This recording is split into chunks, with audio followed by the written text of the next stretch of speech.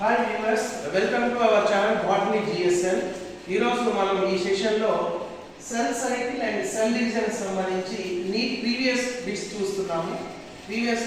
మనం గతంలో కూడా remaining chapters plant Kingdom, biotechnology, అదేవిధంగా మైక్రోబ్స్, హ్యూమన్ వెల్ఫేర్, బయోటెక్నాలజీ నుంచి కూడా ఎంసీక్యూస్ చేయడం జరిగింది. ఇవన్నీ కూడా మొత్తం ప్రిపేర్ అవ్వలేని వాళ్ళకి ఒక ప్రీవియస్ బిట్స్ చేసినట్లయితే మనకి క్వశ్చన్ పేపర్ ఎలా వస్తుంది, ఏ స్టాండర్డ్ లో వస్తుంది, బిట్స్ మనం ఏ విధంగా గెస్ చేయవచ్చు, ప్రిపరేషన్ ఏ విధంగా కంటిన్యూ చేయవచ్చు అనేటువంటిది సింపుల్ గా ఈ ఎంసీక్యూస్ ప్రాక్టీస్ చేసినట్లయితే మీకు చాలా బెనిఫిట్ ఉంటుంది. సో ఈ యొక్క చాప్టర్ లో మనం ఎంసీక్యూస్ మనం ప్రిపేర్ అయ్యే ముందు అసలు ఈ ప్రీవియస్ బిట్స్ ఎలా వచ్చాయి చాప్టర్ నుంచి అనేటువంటిది చూద్దాం.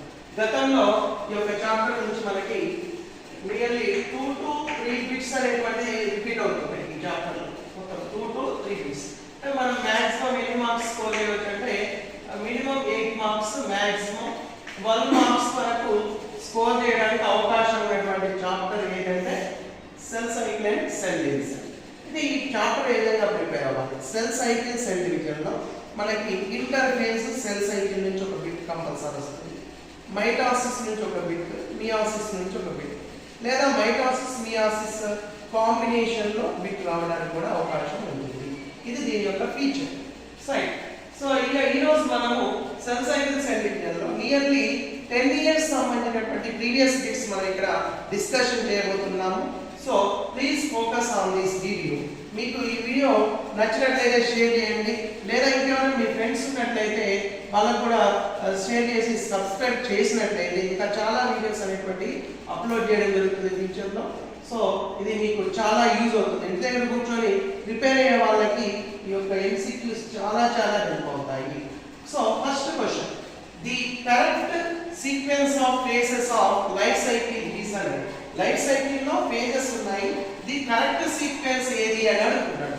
So G1 leads to S phase, S phase leads to G2, G2 leads to M phase. ఇది కరెక్ట్ ఆప్షన్. ఫస్ట్ ఆప్షనే మనకి కరెక్ట్ ఆప్షన్ ఇవ్వడం జరిగింది. నెక్స్ట్ B ఏం ఇచ్చాడు?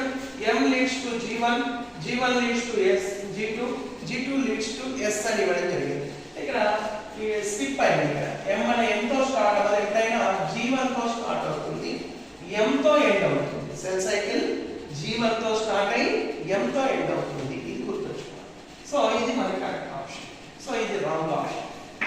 రైట్, G1 తో స్టార్ట్ అయింది, M తో ఎండ్ అయింది, కానీ ఇక్కడ G2 ఇచ్చాడు. S రావాల్సిన ప్లేస్ లో G2 ఇచ్చాడు, G2 రావాల్సిన ప్లేస్ లో S ఇచ్చాడు, కాబట్టి ఇది కూడా రాంగ్. దెన్ ఇక్కడ కూడా G1 తో స్టార్ట్ అవ్వాలన్నాం, కానీ ఇక్కడ ఫేజ్ దేంతో స్టార్ట్ అయింది? S తో స్టార్ట్ అయింది, కాబట్టి ఈ ఆప్షన్ కూడా రాంగ్ ఆప్షన్ గా మనం చూస్ చేసుకోవాలి. సో ఇక్కడ మనం ఈ వీడియోస్ లో మీరు గమనించండి ఏంటంటే మనం క్వశ్చన్ కి ఆన్సర్ తెలుసుకోవడంతో పాటు ABCD 4 ఆప్షన్స్ సంబంధించి కూడా ఎందుకు రైట్, ఎందుకు రాంగ్, అదే విధంగా అడిషనల్ ఇన్ఫర్మేషన్ కూడా నేను మీకు అందించడం జరుగుతుంది. సో దీన్ని వీడియోని స్కిప్ చేయకుండా చూసినట్లయితే మీకు చాప్టర్ మీద ఓవరాల్ వ్యూ అనేటువంటిది మీకు అర్థమవుతుంది. చాప్టర్ మొత్తం ప్రిపేర్ అవ్వని వాళ్ళకు కూడా ఇక్కడ సింపుల్ గా 10 minutes తో ఎక్కువ నాలెడ్జ్ ని గెయిన్ చేయడానికి కూడా అవకాశం ఉంటుంది. So second question, the centriole undergoes duplication during. Centriole అంటే యానిమల్ సెల్స్ లో మాత్రమే ఉంటాయి సెంట్రియోల్స్, ప్లాంట్ సెల్స్ లో సెంట్రియోల్స్ అనేవి ఉండవు. What is the major function of centriole? Cell division is the major function of centriole. మరి సెంట్రియోల్ డూప్లికేషన్ ఏ phase లో జరుగుతోంది అని అడిగాడు. G1, S, prophase, metaphase. So ఇందులో సెంట్రియోల్ డూప్లికేషన్ అనేది S ఫేజ్ లో జరుగుతుంది. అదే విధంగా ఇంకా ఏం జరుగుతుంది S ఫేజ్ లో అంటే DNA రెప్లికేషన్ కూడా జరుగుతుంది. Centriole duplication and DNA replication takes place in S phase. S phase is also known as synthetic phase, also known as a synthetic phase. Then G1 phase. G1 phase లో ఏం జరుగుతుందంటే replication initiation జరుగుతుంది. Cell metabolically active. Cell can grow actively in G1 phase. In C option C prophase. Prophase లో ఏం జరుగుతుంది అంటే chromosomal condensation జరుగుతుంది. అది మైటాసిస్ కావచ్చు, మియాసిస్ కావచ్చు. నెక్స్ట్ మెటాఫేజ్ లో ఏం జరుగుతుందంటే క్రోమో క్రోమోజోమ్స్ అన్ని కూడా మెటాఫేజ్ ప్లేట్ దగ్గర అలైన్ అవుతాయి. All the chromosomes are align at the metaphase plate during metaphase. So here option is B, option is correct option. Centrioles are undergoes duplication during S phase. So remaining options are given wrong. Then coming to the next question, during the metaphase stage of mitosis, spindle fibers attached to the chromosome at kinetochore, centromere, telomere. Option D లో kinetochore, centromere and telomere మొత్తం options ఇవ్వడం జరిగింది. అంటే chromosome structure మీద ఒక idea ఉండాలి. Chromosome structure మీద idea ఉంటే ఆన్సర్ చేయవచ్చు. క్రోమోజోమ్ లో ఈ క్రోమాటిడ్స్ అయితే రెండు క్రోమాటిడ్స్ సెంట్రోమియర్ దగ్గర అటాచ్ అవుతాయి. సెంట్రోమియర్ కి రెండు వైపులా కూడా డిస్క్ షేప్డ్ స్ట్రక్చర్స్ ఉంటాయి. వీటిని కైనెటోకోర్స్ అని అంటారు. సెల్ డివిజన్ టైం లో ఈ యొక్క స్పిండిల్ ఫైబర్స్ అనేవి కైనెటోకోర్ దగ్గర అటాచ్ అవుతాయి. ఎక్కడ అటాచ్ అవుతాయి? స్పిండిల్ ఫైబర్స్ ఈ మైటాసిస్ జరిగేటప్పుడు లేదా మియాసిస్ జరిగేటప్పుడు కైనెటోకోర్ దగ్గర మాత్రమే అటాచ్ అవుతాయి, సెంట్రోమియర్ దగ్గర కాదు. దెన్ ఇంకా టీలోమియర్ కూడా ఇచ్చాడు ఆప్షన్. టీలోమియర్ అంటే ఏంటంటే సెకండరీ కన్స్ట్రక్షన్ ఉంటుంది. దీన్ని టీలోమియర్ లేదా శాటిలైట్ క్రోమోజోమ్ అని కూడా చెప్తారు. సో ఇక్కడ ఆప్షన్ చూడండి, కైనెటోకోర్, సెంట్రోమియర్, టీలోమియర్, కైనెటోకోర్, సెంట్రోమియర్, టీలోమియర్ అంటే ఎక్కడ అటాచ్ అవుతాయి? ఇక్కడ చూడండి, ఓన్లీ కైనెటోకోర్ దగ్గర మాత్రమే అటాచ్ అవుతాయి. So option A is correct option. అది మైటాసిస్ కావచ్చు, మియాసిస్ కావచ్చు, స్పిండిల్ ఫైబర్స్ క్రోమోజోమ్ కి ఎక్కడ అటాచ్ అవుతాయి అంటే కైనెటోకోర్ అనేటువంటి ఆప్షన్ మనం సెలెక్ట్ చేసుకోవాలి. Then coming to the next question, which of the following is not అన్నాడు, క్యారెక్టర్ కాదట. Not a characteristic feature during mitosis in somatic cell. Mitosis గురించి అడిగాడు ఇక్కడ, మియాసిస్ కాదు, మైటాసిస్ గురించి అడిగాడు. మైటాసిస్ కి సంబంధించి క్యారెక్టర్ కానిది ఏంటి ఫైండ్ అవుట్ చేయండి. A chromosome movement, B synapsis, C spindle fibre, D disappearance of nucleolus. ఈ డిసపియరెన్స్ ఆఫ్ న్యూక్లియోలస్ అనేది మైటాసిస్ లో కనిపిస్తుంది, మియాసిస్ లో కూడా కనిపిస్తుంది. స్పిండిల్ ఫైబర్స్ కూడా మైటాసిస్ లో కనిపిస్తాయి, మియాసిస్ లో కనిపిస్తాయి. ఇక సినాప్సిస్ అనేది మాత్రం ఓన్లీ మియాసిస్ లో మాత్రమే కనిపిస్తుంది, మైటాసిస్ లో సినాప్సిస్ అనేది కనబడదు. సో నాట్ ఏ క్యారెక్టర్ అన్నాడు. సో బి అనేది not a characteristic feature of mitosis. So then chromosomal movement, ఇది కూడా మైటాసిస్, మియాసిస్ రెండింటిలో కూడా కనిపిస్తుంది. సో చూడండి, chromosome movement, spindle fibres, disappearance of nucleolus అనేటువంటిది మైటాసిస్ లో కనిపిస్తుంది, మియాసిస్ లో కూడా కనిపిస్తుంది. మరి మైటాసిస్ లో కనిపించనిది ఏంటి అంటే సినాప్సిస్ అనేటువంటిది మైటాసిస్ లో కనబడదు. Then coming to the next question, fifth question, dissolution of synaptonemal complex occurs during options packeting, zygoting, diploting and leptoting. ఇవి క్యారెక్టర్స్ ఇవ్వడం. మరి ఈ ఫేజెస్ అన్ని ఏంటి అంటే ఇవన్నీ మియాసిస్ లో ఉండేటువంటి స్టేజెస్. దేనికి సంబంధించినవి కూడా మియాసిస్ కి సంబంధించినటువంటి sub phases. Prophase 1 of meiosis 1 has 5 stages. What are they? First one leptoting, second one zygoting, third one packeting, fourth one diploting, fifth one diakinesis. ఇవి phases. ఇందులో సినాప్టోనీమల్ కాంప్లెక్స్ ఫార్మేషన్ అడగలేదు, ఇక్కడ డిసాల్యూషన్ అడిగాడు. డిసాల్యూషన్ అంటే సైటోప్లాజం లో కరిగిపోతుంది సినాప్టోనీమల్ కాంప్లెక్స్. ఎప్పుడు జరుగుతుంది ఈ ఈవెంట్ అంటే ఇక్కడ డిప్లోటింగ్ ఫేజ్ లో. ఎప్పుడు ఈ యొక్క సినాప్టోనీమల్ కాంప్లెక్స్ డిసాల్యూషన్ జరుగుతుందంటే డిప్లోటింగ్ ఫేజ్ లో డిసాల్యూషన్ జరుగుతుంది. మరి ఫార్మేషన్ ఎప్పుడు జరుగుతుంది అంటే జైగోటింగ్ టైంలో సినాప్టోనీమల్ కాంప్లెక్స్ అనేది ఫార్మేషన్ జరుగుతుంది. డిప్లోటింగ్ ఫేజ్ లో డిసాల్యూషన్ జరుగుతుంది. ఇక ప్యాకెటింగ్ లో ఏం జరుగుతుందంటే క్రాసింగ్ ఓవర్ జరుగుతుంది. లెప్టోడిన్ లో క్రోమోజోమ్స్ అన్ని కూడా క్లియర్ గా విజిబుల్ అవుతాయి ఎక్కడ మైక్రోస్కోప్ కింద. సో ఇది దీనికి సంబంధించిన information. Then coming to the 6th question, cells in G0 phase. G0 phase లో సెల్స్ ఏమవుతాయి? ఎంటర్ అవుతాయా, ఎగ్జిట్ అవుతాయా? ఎగ్జిట్ అవుతాయి. సెల్స్ అనేవి సెల్ సైకిల్ లో పార్టిసిపేట్ చేయకుండా కొన్ని సెల్స్ అనేవి ఎగ్జిట్ అవ్వడం జరుగుతుంది సెల్ సైకిల్ నుంచి. ఇటువంటి ఫేజ్ ని మనం ఇన్యాక్టివ్ ఫేజ్ అని చెప్తాము. దీన్నే మనం క్రీసెంట్ ఫేజ్ అని కూడా చెప్తాం. ఈ క్రీసెంట్ ఫేజ్ లో, ఇన్యాక్టివ్ ఫేజ్ లో హార్ట్ సెల్స్ అనేవి సెల్ సైకిల్ నుంచి ఎగ్జిట్ అవ్వడం జరుగుతుంది. ఇది ఈ యొక్క 6 బిట్స్ అనేటువంటి మనం డిస్కషన్ చేశాం. ఇంకా రిమైనింగ్ బిట్స్ కూడా చూద్దాము. మీరు వీడియో స్కిప్ చేయకుండా చూసినట్లయితే ఇంకా 10 బిట్స్ వరకు మనం డిస్కషన్ చేద్దాము. కంటిన్యూ చేయండి. ఓకే, కంటిన్యూ చేయండి స్టూడెంట్స్. మనం 6 బిట్స్ వరకు చూసాము. 7th question, match the following. ఒకవైపు ఇంటర్ఫేస్ సంబంధించినటువంటి పేజెస్ ఒక లిస్ట్ లో ఇవ్వడం జరిగింది. సెకండ్ లిస్ట్ లో మనకి అక్కడ జరిగేటువంటి చేంజెస్ ఇవ్వడం జరిగింది. ఏ ఫేజ్ లో ఏ చేంజెస్ జరుగుతాయి అనేటువంటి చూడాలి. ఎస్ ఫేజ్ లో ఏం జరుగుతుంది? S phase involves replication of DNA. During G2 phase, G2 phase లో ఏం జరుగుతుంది? G2 ఫేజ్ లో proteins are synthesised during G2 phase. What happen in quiescent phase? Quiescent phase అనేటువంటి ఇన్యాక్టివ్ ఫేజ్ అని చెప్తాం. Quiescent phase is a inactive phase.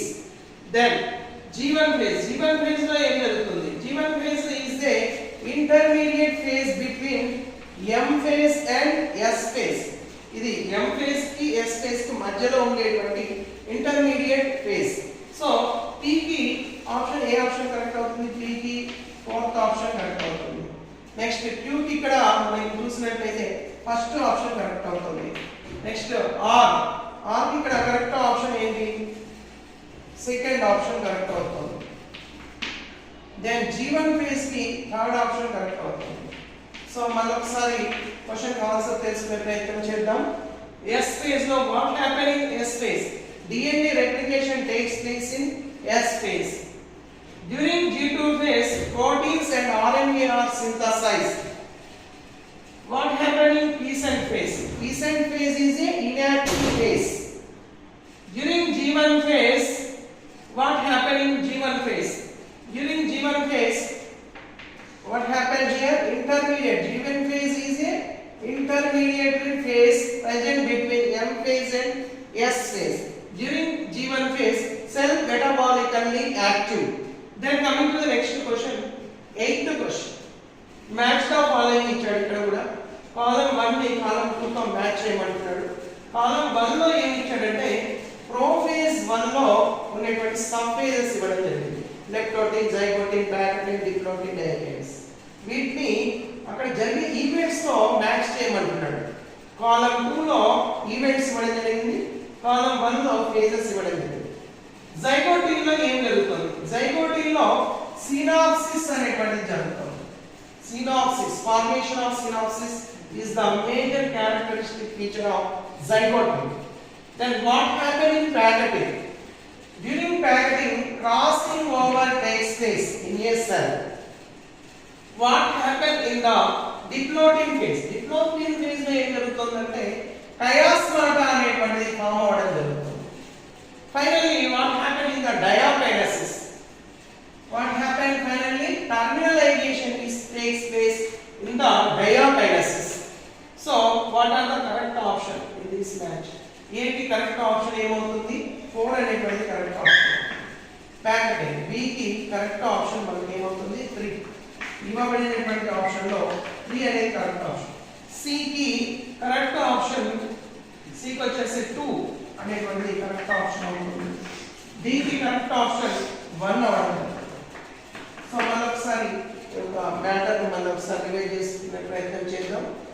జైగోటిన్ లో synopsis జరుగుతుంది, ప్యాకెటిన్ లో క్రాసింగ్ ఓవర్ జరుగుతుంది, డిప్లోటిన్ ఫేజ్ లో వచ్చేసి chiasmata ఫార్మేషన్ జరుగుతుంది, డయాకైనసిస్ లో టర్మినలైజేషన్ జరుగుతుంది. ఇవి ప్రోఫేజ్ 1 లో ఉన్నటువంటి సబ్ ఫేజెస్, వాటిలో జరిగేటువంటి events, most important bits. Next coming to the next question, 9th question. Enzyme recombinase. Enzyme recombinase is required at which stage? ఏ స్టేజ్ లో ఎంజైమ్ రీకాంబినేస్ అనేది అవసరం అవుతుంది? So options: pachytene, zygotene, diplotene, diakinesis. ఇది ఇవ్వడం జరిగింది. అసలు రీకాంబినేస్ ఎంజైమ్ ఏం చేస్తుందంటే రీకాంబినేషన్ అనే ప్రాసెస్ లో ఇన్వాల్వ్ అవుతుంది. రీకాంబినేషన్ అంటే ఏంటి అంటే క్రాసింగ్ ఓవర్ జరిగినప్పుడు జెనెటిక్ మెటీరియల్ ఎక్స్చేంజ్ అవ్వడాన్ని మనం రీకాంబినేషన్ అని అంటాం. అసలు ఒక క్రోమోజోమ్ తీసుకున్నట్లయితే ఇలా క్రోమోజోమ్ ఉన్నప్పుడు సిస్టర్ క్రోమాటిడ్స్ ఉంటాయి, నాన్ సిస్టర్ క్రోమాటిడ్స్ ఉంటాయి, ఇక్కడ సెంట్రోమియర్ ఉంటుంది. ఇవి రెండు క్రోమాటిడ్స్ సిస్టర్ అయితే ఈ రెండు క్రోమాటిడ్స్ సిస్టర్ క్రోమాటిడ్స్ అని చెప్తాము, ఈ రెండు నాన్ సిస్టర్ క్రోమాటిడ్స్ గా చెప్తాము. జెనెటిక్ మెటీరియల్ ఎక్స్చేంజ్ అనేది నాన్ సిస్టర్ క్రోమాటిడ్స్ మధ్యలో జరుగుతుంది. దీన్నే క్రాసింగ్ ఓవర్ అని అంటాం. ఈ క్రాసింగ్ ఓవర్ జరగాలి అంటే రీకాంబినేస్ అనే ఎంజైమ్ కావాలి. ఓకే, క్రాసింగ్ ఓవర్ ఎక్కడ జరుగుతుందంటే ప్యాకెటింగ్ అనేటువంటి స్టేజ్ లో క్రాసింగ్ ఓవర్ జరుగుతుంది. Crossing over is nothing but exchange of genetic material between two non sister chromatids. So here what is the correct option? A, packeting is the correct option. మన జైగోటింగ్ లో ఏం జరుగుతుంది? Synopsis formation జరుగుతుంది. డిప్లాయిడింగ్ లో ఏం జరుగుతుంది? కయాసోటా formation జరుగుతుంది. డయాకినసిస్ లో ఏం జరుగుతుంది? టర్మినలైజేషన్ జరుగుతుంది.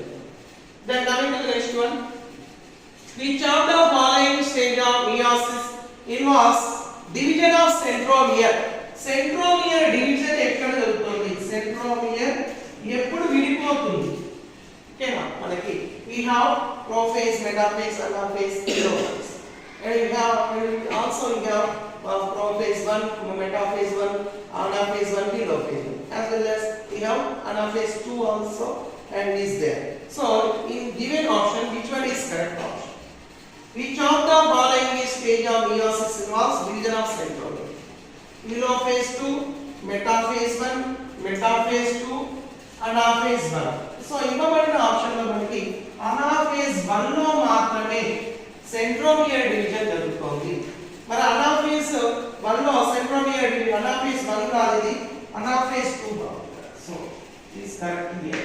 anaphase 2 లో మాత్రమే సెంట్రోమియర్ డివిజన్ జరుగుతుంది. anaphase 1 లో సెంట్రోమియర్ డివిజన్ జరగదు. chromosomes are aligned, remain aligned at the metaphase equatorial plate during anaphase 1. During anaphase 2, these chromosomes are split at centromere with the help of spindle fibers. After splitting, these chromosomes move towards opposite poles. What happened in telophase 2? Telophase 2 తర్వాత 4 న్యూక్లియైడ్స్ daughter nuclei అనేటువంటి form అవ్వడం జరుగుతుంది. Next metaphase 1, metaphase 2 లో ఏం జరుగుతుందంటే chromosomes అన్ని కూడా ఈ మెటాఫేజ్ ప్లేట్ దగ్గర మొత్తం గ్యాదర్ అవ్వడం జరుగుతుంది. ఇది దీనికి సంబంధించినటువంటి ఇన్ఫర్మేషన్. దాదాపు మనము 10 క్వశ్చన్స్ సంబంధించినటువంటి ఇన్ఫర్మేషన్ మనం ఇక్కడ గ్యాదర్ చేయడం జరిగింది. ఇవన్నీ కూడా ఓన్లీ MCQs కాదు, నీట్ ప్రీవియస్ ఇయర్స్ లో వచ్చినటువంటి క్వశ్చన్స్. ఇవి 10 ఇయర్స్, నియర్లీ 10 ఇయర్స్ లో రిపీట్ అవుతున్నటువంటి క్వశ్చన్స్ మనం ఈ యొక్క వీడియో సెషన్ లో డిస్కషన్ చేయడం జరిగింది. ఇవన్నీ కూడా మీరు ప్రాక్టీస్ చేసినట్లయితే దాదాపు ఈ 10 క్వశ్చన్స్ ఎగ్జాక్ట్లీ ఇలా రాకపోయినా దాదాపు ఇదే మోడల్లో రావడానికి అవకాశం ఉంటుంది. So please watch my videos and please subscribe my channel Botany GSN. Thank you for watching.